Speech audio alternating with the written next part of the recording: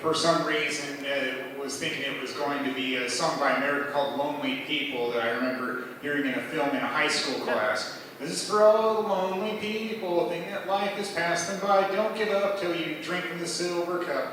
And I know that even before then I knew something about loneliness, so that song is still stuck in my mind.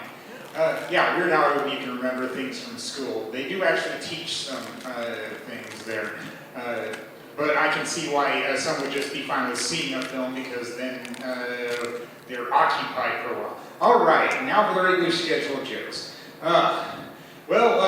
Sometimes I guess it pays to go to events because I went to one sponsored by my credit union last week, and I just checked my voicemail at lunch today, and I won something.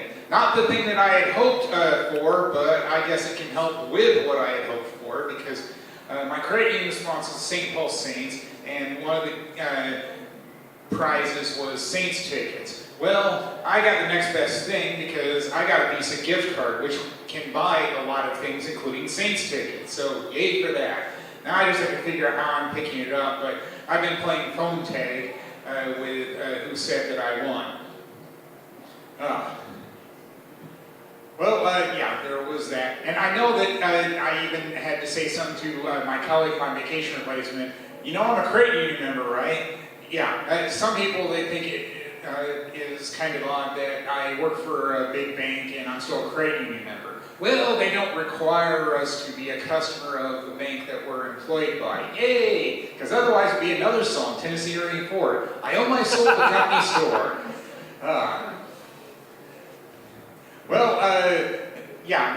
That's a good segue to my well-known theme, which is being a bank employee. Tales from the bank, like tales from crypt.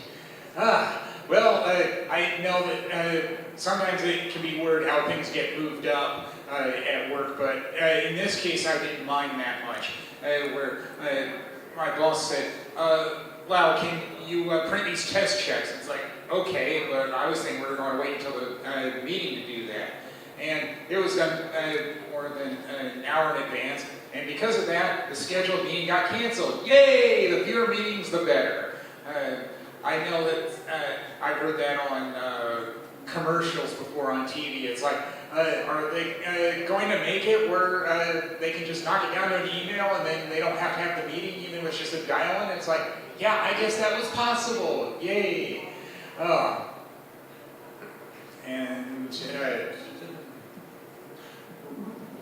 We'll have to come back to that because I know there was another good bank story besides that.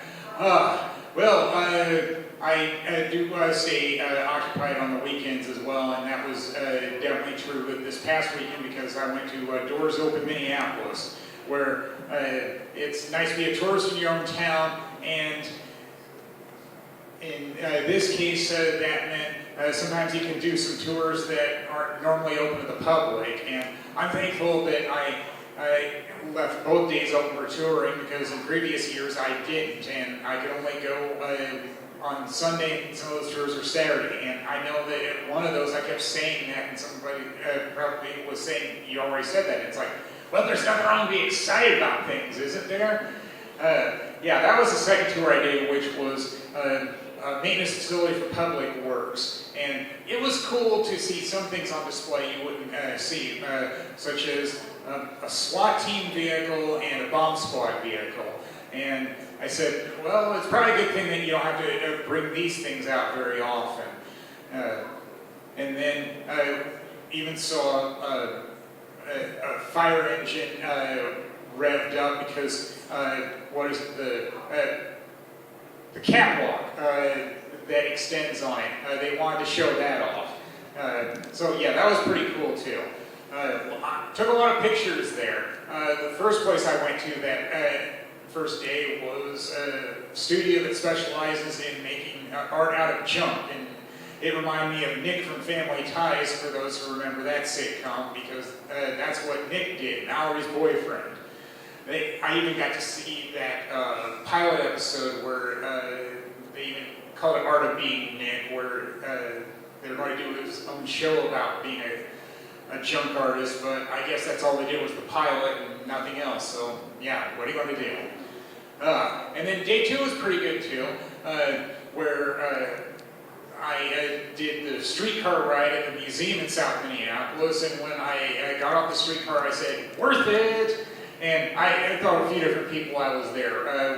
One of them was my dad, who knows railroads pretty well, and then the other was Sheldon Cooper from Big Bang Theory, because I'm sure he'd enjoy being there too, because he liked trains.